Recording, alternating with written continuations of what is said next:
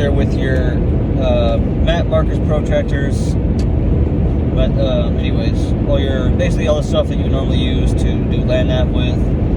And so on the projectors is basically simulating your field of view, simulating that you're on an OP, which is actually the craziest part to me, which you didn't realize until afterward, was that the OP that you're simulated to be on, like electronically, is 100% like a place in Fort Sill. So so they give us, we'd have a big whiteboard with all our starting information. We'd have our, okay, you're on this grid. They give you like an 8-digit grid. You plot that point, and then sometimes they would kind of change the difficulty. Sometimes you would just plot your grid, and then you have to look at the projectors and say, okay, well, I can see by terrain association, I see Mount Scott or wherever it is, and I can, estimate that my center reference point is along this azimuth. Or most of the time, they just give you your CRP, your center reference point, and then usually you're going to have about 2 to 3 reference points, which are just usually fixed objects, buildings that you actually have all the data pulled up for. Which for polar, it's going to be, you're going to rely off that a lot, obviously in polar, and it's they've really thought about how they build from polar to the next different mission types. But anyways, so yeah, that's most days. You do that for about a week. Our instructors were really good about, because for all of us, this is a whole brand new thing. We've never done this before. We've never called for fire. We've never even really used a radio, and especially to order artillery onto a certain target based off your map. And it's a lot that goes into it. Once you start getting into it, it'll feel simplified, but there's a lot that goes into it. So they, the first time they literally did a mission with us, live speed, step by step, and then kind of let us maybe break it down. And they're really good about, initially saying, hey, if you don't, at least the first day, hey, if you're missing something, ask us a question. Ask us, what am I supposed to say here? What am I supposed to say there? So anyways, yeah, you start going through those, and so basically, like in my classroom, it was about 30 students, myself included, and each person would call their own fire mission. You'd get a target that pop up on the projector, and once you've identified it, they start shrinking it down to what they call engagement size, which is pretty roughly how it would look if you're actually on that hilltop, not hilltop, but if you're on that hill, that OP, and then you just, as quickly and as accurately as you can, you pull up the data, which for polar is your direction, distance, and all that, and we'd call it up to the simulated fire direction control, or the FTC behind us, and they would, on screen, drop rounds based off your data. And so if you were off, the whole class saw it. If you were on target, you hit it the first time, you got steel on steel, the whole class saw it. Which is obviously what makes us nervous initially.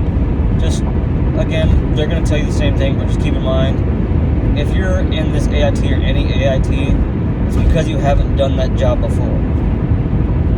That's at least how it should be. So don't, it doesn't benefit you to come in with this notion of, oh, I'm high speed and I know everything and this is going to be easy for me. Just kind of make that palette in your head just real malleable and soak everything up. Ask questions and just follow instructions, and you'll be good to go. But yeah, so after that, you'll do your tests, which is where you just come in by yourself. You do everything full time, and there's a not terribly strict, but there's a pretty strict rubric that you go off of. If you fail to do this, -2 points. If you fail to do that, -5 points. Your time is a big factor. You have you have 45 seconds to call up all this information and get it transmitted to the fire, to the FTC. And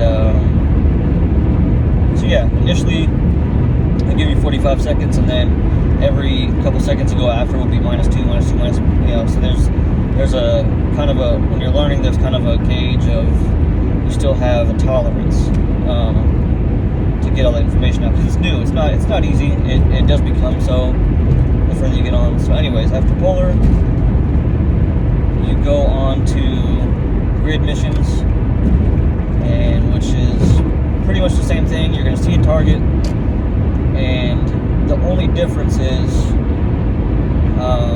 instead of sending direction and distance, you'll actually say, okay, that's where my target is. Let me look at my map, plot that point, and then you actually, with your protractor, get a grid to it. You at least a 6-digit grid to that point, and then you'll call that information up and have your target, make your corrections and all that stuff. Grid initially was confusing. A lot of people get pretty overwhelmed. When I went through, and what it'll probably be for a lot of people still, is grid is the only live fire test you do. So what that means is, instead of how you take your test, how you took your polar test in the simulator, for your grid test, you'll actually go to a training area, but you'll go to a real OP, and your instructor will sit there with you and say, hey, okay, do you see that vehicle on the third crest? They'll walk you on to your target. Once you tell them you do, time starts. So you found your target by looking at it. Now it's time to find it on the map. So you find it on your map, plot your point, get the grid, call it up, and they'll do your time there. And they'll basically tell you, hey, your TLE, your target location error was too big, you're a no-go at the station. Or if you got it, say, hey, good job, wait your turn, you're going to go and actually call a live round onto that.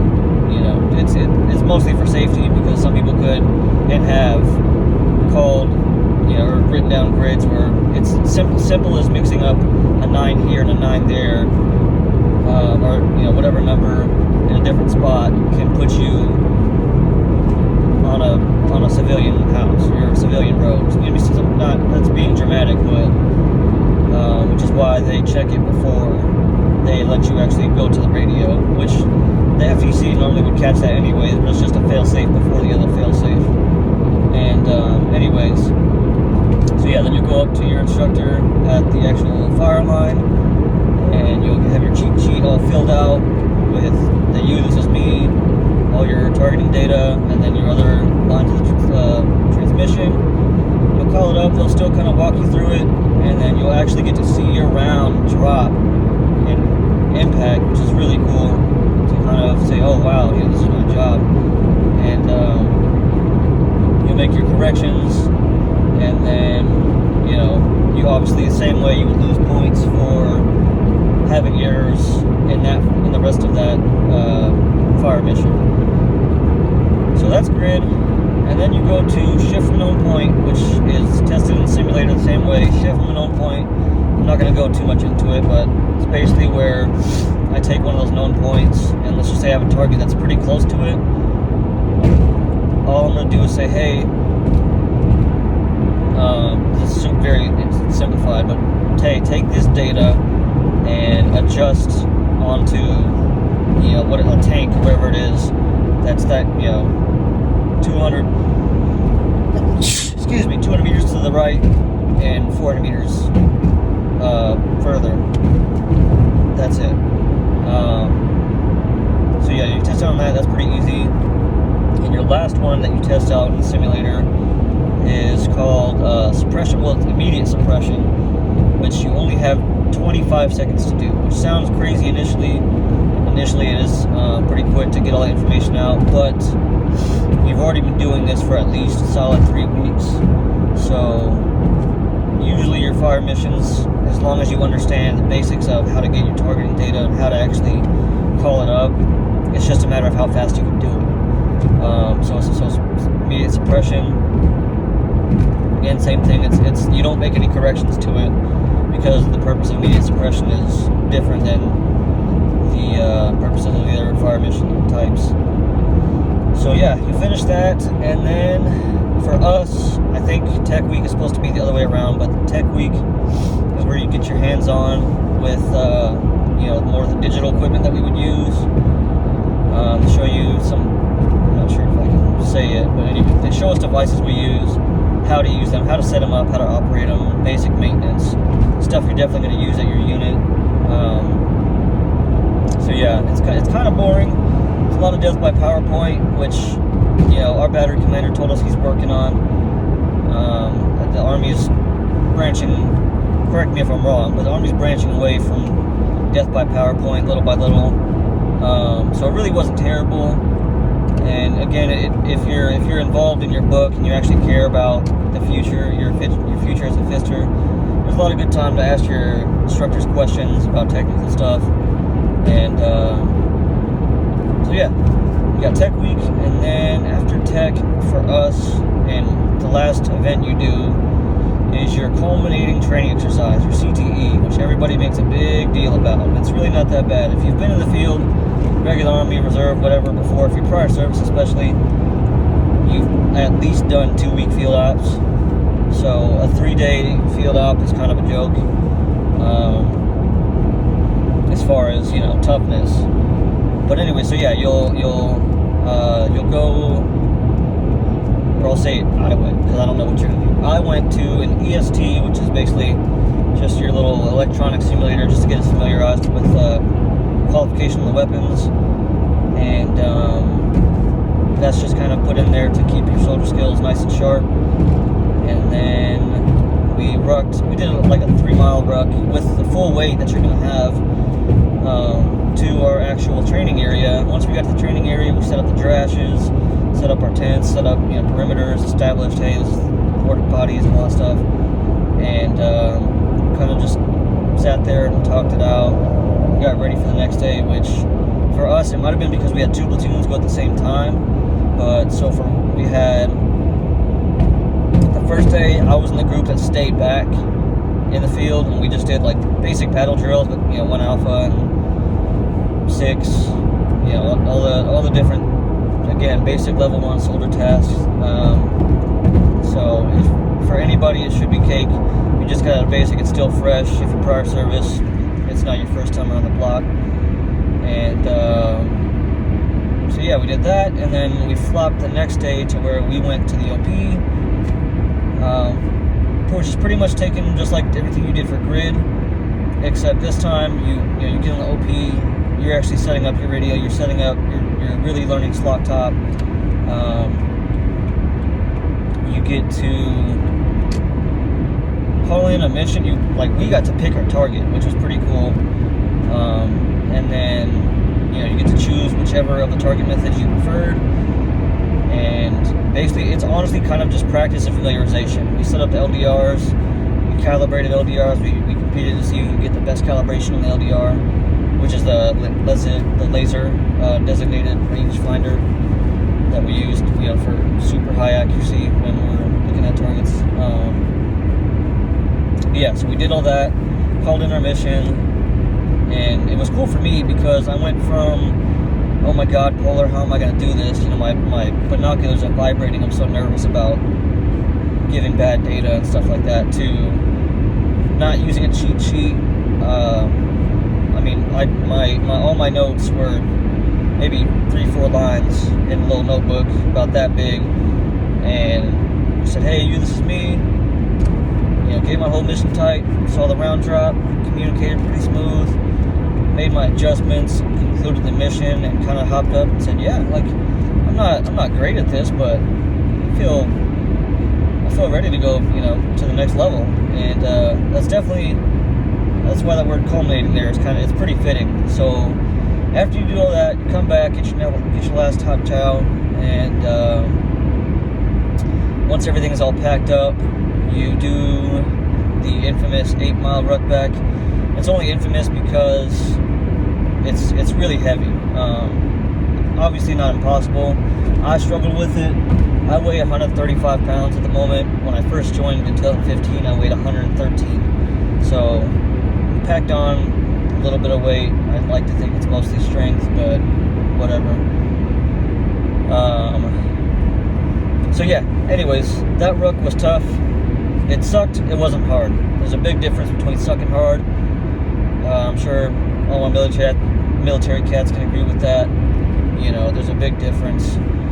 And yeah, it took us about took me about 4 hours. I lagged behind the big majority of the group that was keeping speed together, but it's just something I got to work on. Anyway, so yeah, we did that ruck back. It's your assault pack with a full packing list. I'm sorry, it's your rucksack with the full packing list, all your sleep system, all your, all that stuff that you normally wouldn't even take to the field. And then you take stuff in your assault pack, fill that up, and strap it to the back of your rucksack. So it's pretty heavy. And then when you got your weapon in your hand, you can't really, maybe do what you normally do to keep some of the weight off your shoulders. It's more of a mental thing for sure. Just kind of pushing out and trying to ignore the pain. And so yeah, do that. Show up to the barracks, and that's pretty much your last graduation requirement. After that, it's all the paperwork and graduation rehearsal, getting your uniform ready. It's not terrible. Oh, I missed high phys. So high phys, I was really concerned about. I hadn't rucked since 2015 in basic training, and that ruck that we didn't even wear the plate carriers. So the high phys is a 12-mile ruck march. It's not necessarily timed, but it is, if that makes sense. So yeah, it's a 12-mile ruck march with just your ruck. It's got a big, nice, heavy packing list, and you do 12 laps around the battery. The battery's got a nice mile track around it. So we did 12 laps.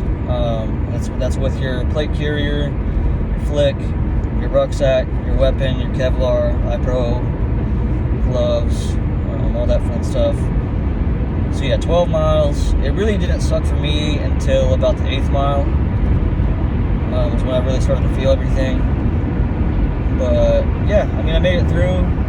I'd say your average expectation is about 3 hours. Maybe not average, but your good expectation is about 3 hours for 12 miles. It took me about 3:45 to do the 12. And then after that, you get a little rest, sip some water, and then you go out and do the last couple events, which a lot of people will initially tell you, oh, the dummy drag is so heavy, this is so hard. It's really not. There's a few things you do. They're just a little added on extra, making sure you're physically fit for all the high demands of this job. So you pick up a barbell. You and a battle buddy pick up a barbell that's got 25s on it. So that's what, 50, 45, 95 pounds. Carry it like 25 meters, turn around, carry it back, set it down. As long as you don't drop it, you're passed. Then you do the dummy drag, which I don't remember exactly how heavy that dummy is, but it is heavy. I want to say it's a 15-meter drag, and you have, I think, like a minute 30, but if you're taking a minute 30, you're taking a lot of breaks and you're quitting on yourself. That's just what I think. I've seen some people smaller than myself just drag it right across in less than 15, So there's that, and then I forget what exactly it's supposed to simulate, but you and a buddy pick up basically this wooden crate that's got these metal handles in it, so it's a little bit easier for you to pick up. It's supposed to simulate something. I'm forgetting what it is, but for us, they had like 3 or 4 35-pound kettlebells, and then the box itself is pretty heavy. And you got to get it from the ground all the way to it's kind of like above your shoulder level. At least for me, I'm 5'6". Get it above there and then slide it onto this little table that they made, I guess, and then take it back down without dropping it. So it's kind of tough when you're in full kit, but it's not impossible. If I can do it, and some of the other people I've seen do it, it's not really anything to worry about. It's just one of those checks in the boxes. But yeah, I'm trying to see if I'm missing anything. Not too much. I think that pretty much sums it up pretty well. If you guys have any questions, any additional questions, just feel free to hit up the comments, leave anything, and I'll get back to you. Again, I'm doing this now because everything is fresh. I literally just left the gate maybe 2 hours ago. So yeah, anything pertaining to your concerns, questions, and comments is probably going to be still snappy in the back of my head. But yeah, that's pretty much it. Thank you for watching. I hope this answers any questions and it maybe comforts you when deciding MOSs. 13 Fox seems pretty cool. I'm excited to go do my job at Fort Lewis, Washington. That's all I got.